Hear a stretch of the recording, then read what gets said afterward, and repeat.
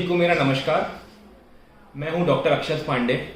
मैं एक रूमेटोलॉजिस्ट हूं जो कि जोड़ एवं गठिया रोग विशेषज्ञ होते हैं अपोलो हॉस्पिटल इंदौर में।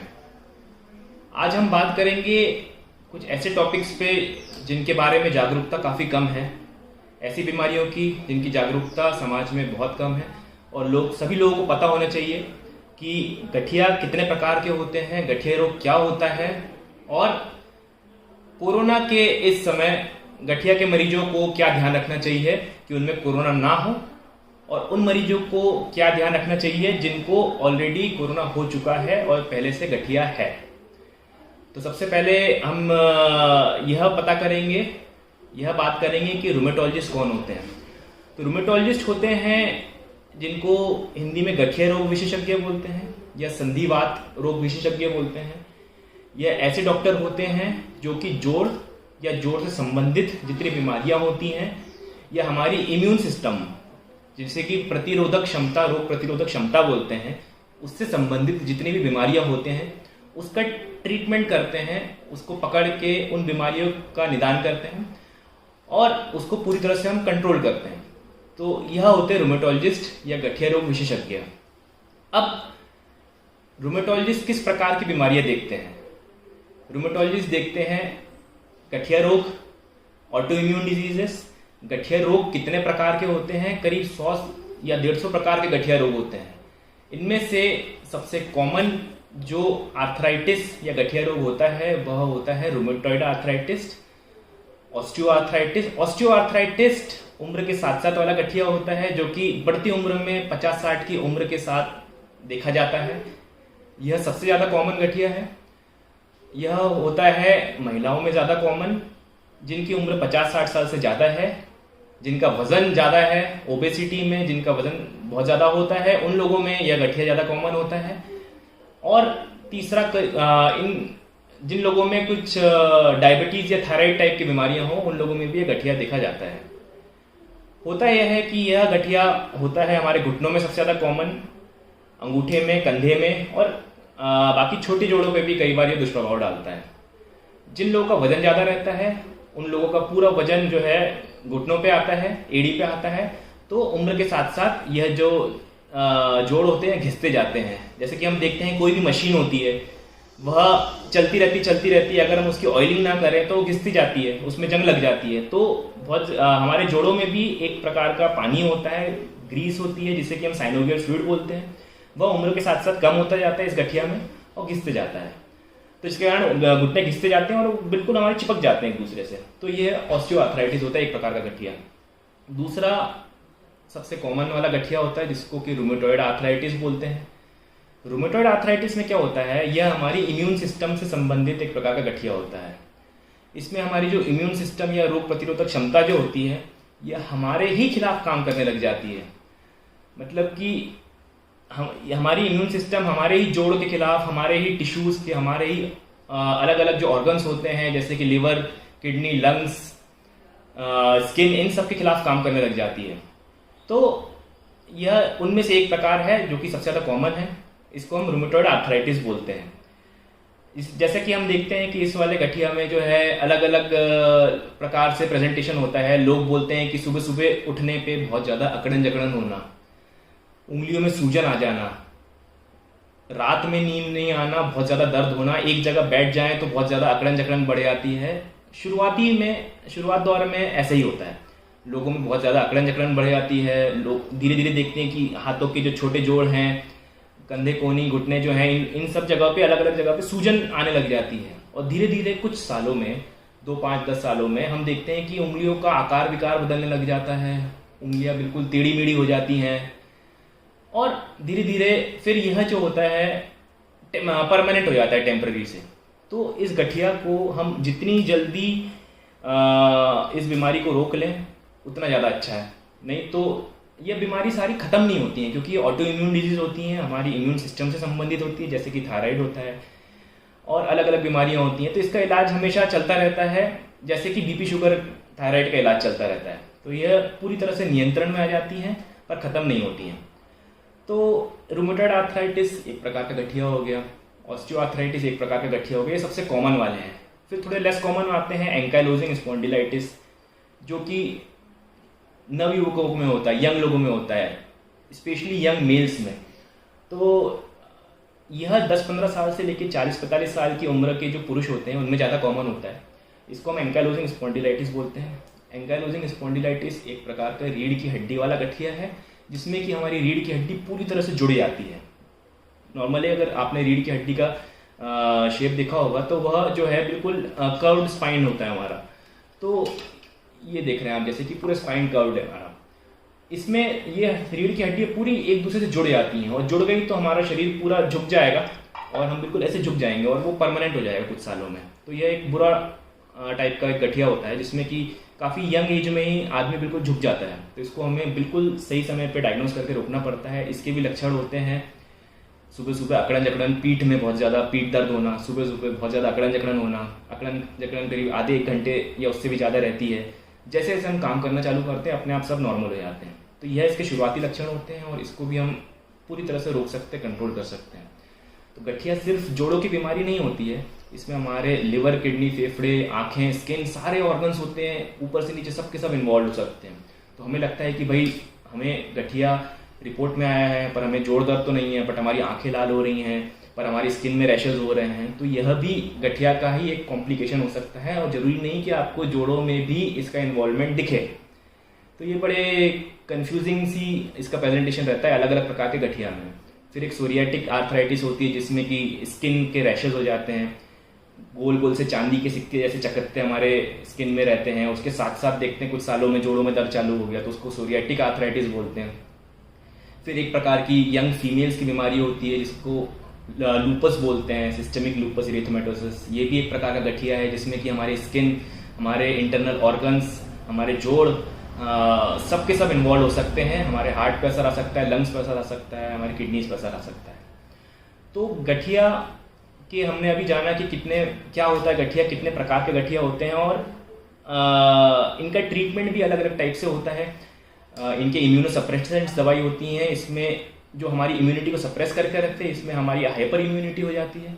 तो इम्यूनिटी को सप्रेस करने की अलग अलग दवाइयाँ होती हैं, उनका इसमें यूज़ होते हैं। अब तो latest recent advance injections, biological सब आ गए हैं, जिसका बहुत अच्छा असर होता है और हम पूरी तरह से इस बीमारी को रोक सकते हैं, बशर्ते तब जब मरीज हमारे पास बिल्कुल अर्ली स्टेज पे आ जाए।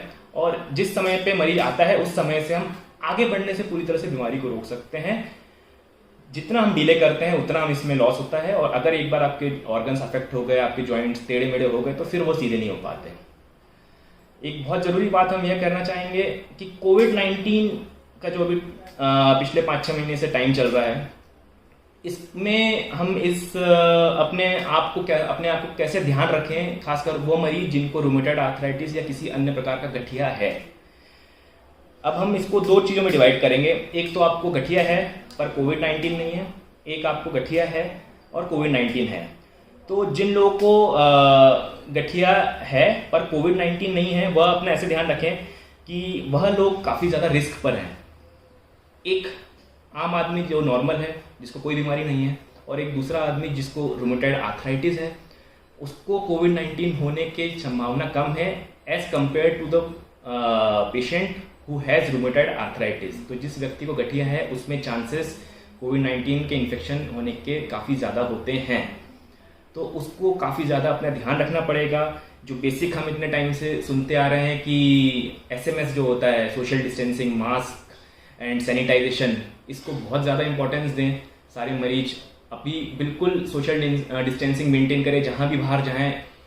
फालतू चीज़ों को इधर उधर जो भी लग रहा है हाथ में कम से कम लगाएं। सैनिटाइजेशन का ज़्यादा से ज़्यादा यूज़ करें, सैनिटाइजर्स का। सोशल डिस्टेंस मेंटेन करके मास्क लगातार पहन कर रखें। और मास्क पहनने का ये मतलब नहीं कि आपका मास्क लटका हुआ है, गर्दन पे हो, पीछे हो, आधा कान पे लटक रहा हो, नाक के नीचे हो, उसको प्रॉपर मास्क पहने। सबसे अच्छे मास्क जो N95 मास्क बोलते हैं, उनको ज़्यादा से ज़्यादा यूज़ करें। वो पूरा आपकी नाक को कवर करना चाहिए।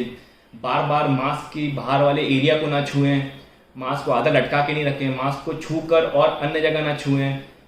और जितना अपने फेस को टच करने का अवॉइड करेंगे उतना ज़्यादा अच्छा रहेगा।